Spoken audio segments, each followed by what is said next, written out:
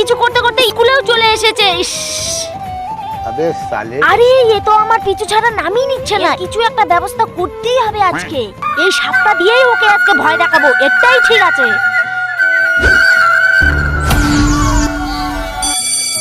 Tiffin হয়ে গেছে, তো তোমরা সবাই টিফিন করে নাও।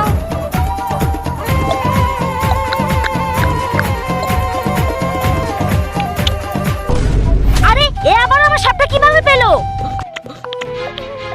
বন্ধুরা, তোমরা ভিডিওটি কোথায় থেকে দেখছো? যদি ইন্ডিয়া থেকে দেখে থাকো তাহলে একটি লাইক আর চ্যানেলটা সাবস্ক্রাইব করে রাখো। আর যদি বাংলাদেশ থেকে দেখো, লাইক সাবস্ক্রাইব দুইটি করে রাখো। আর তোমার দেশের কথা এটি কমেন্টে বলে দাও।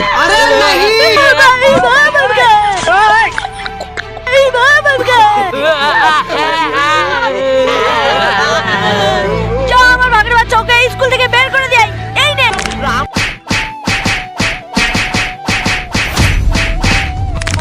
ঝিঙ্গা লালা।